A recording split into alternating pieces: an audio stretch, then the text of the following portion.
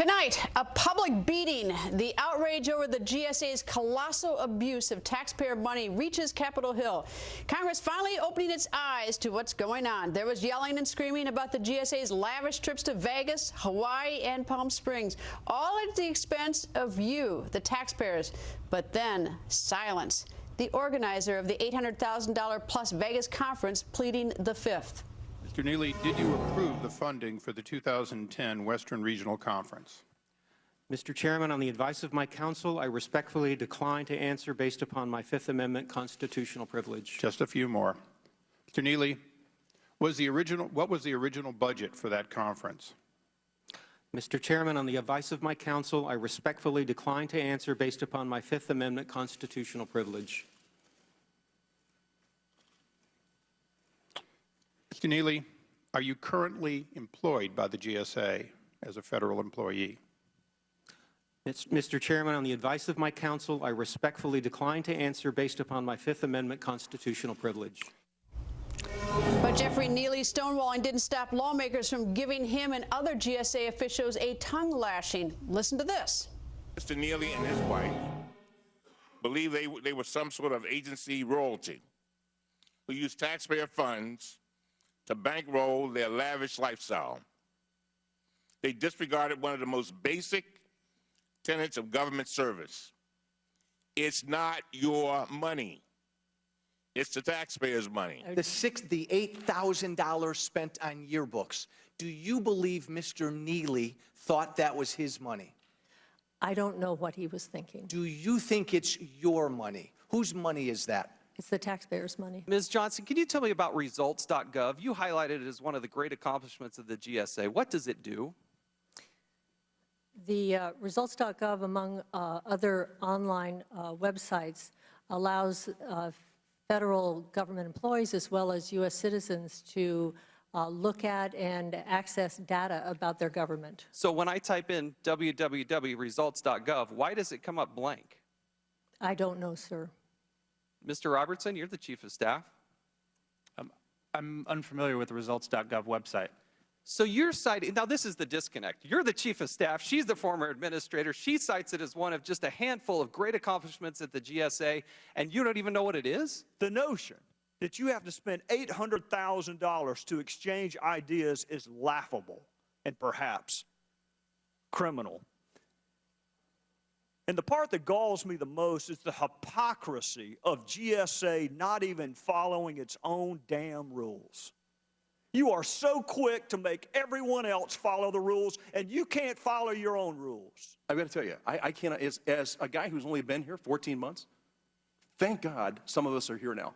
Because apparently you folks that have made a career out of spending taxpayer money have got some kind of a magic shield, or you stay inside this bubble that allows you to do those things without absolutely any feeling of wrongdoing. So did the House Oversight and Government Reform Committee get any answers? Chairman Darrell Issa joins us. Nice to see you, sir. Well, thanks for having me on, Greta. And yes, we did get answers. All right, I was just listening. I just want to make a comment about the congressman who just spoke. The congressman who's only been here 14 months. He talks about spending taxpayer money. Hard not to think it's that he misused. He should have said stealing taxpayer money. You're absolutely right. And Mike Kelly is a career car dealer, owns several car dealerships, understands a tough business that went through tough times, and he ran for Congress anyway because he felt there needed to be a change in Washington. And today he heard the former administrator talk about bonuses as entitlements. He heard a series of those sort of misunderstandings. He saw that they had no answers to questions, even from their own opening statements. All right, we talk about bonuses. One of the questions I'm going to ask you is that last year the GSA debated whether to give Neely, that's the man we saw in a suit, of course, some of us may be more used to seeing him in a bathtub. We'll get to that in a second. A bonus for job performance. He was granted a $9,000 bonus over objection of one administrator, Susan Britta, but a $9,000 bonus. Well, clearly, the administrator, the outgoing administrator, Ms. Johnson, doesn't understand that you don't have an entitlement, and that when you have clear misconduct, when you have a strong suspicion of misspending, It's not misspending. You know what? It really isn't. It is so much more than that. Because, you know, I mean, like, here's a good example. David Foley, a GSA official who was captured on video joking about the agency's spending at the 2010 conference, he said he did not know the over-the-top expenses were being paid for with government money. Now, who did he think was paying for that? Well, clearly what we know now is that Neely and others, in fact, stole money. They used money that had to be used personally, implied to some people that it was personal, but in fact used the GSA credit cards for a number of expenses. The important thing here, though, is what you saw was existing people still on the full payroll, either not answering questions or in fact answering them as though they did nothing wrong. This is part of the culture that every president inherits, that the reason we give political appointees the opportunity to work is they're supposed to bring about that kind of change, control, and reform, and that's what hasn't happened in this agency for at least the last 3 years. All right, Jeffrey Neely, not only did he get a $9,000 bonus, he is still on the payroll. He's on leave, but he's still on the payroll. He'll make $179,000 a year until he is terminated, which could be a very long time. What's going to take terminating him? Well, you know, hopefully an indictment and conviction, but it seems like short of that, at least this administrator, and hopefully not the next, imply that you can't get rid of these people any other way. And that's why we asked, in no uncertain terms, are you going to be able to make these changes, or do we have to make changes in the statute, including the idea that somebody could absolutely, the proof is clear, and this individual won't retire. And in fact, when we called him to testify, we, the taxpayers, paid for him to come from San Francisco because he's still a current employee. I can't, he's probably at the Ritz-Carlton, too, here in D.C., or at least it's... Well, I hope that the GSA found the best rate. It's just appalling. It's so absolutely appalling that it's almost, I mean, you laugh in horror.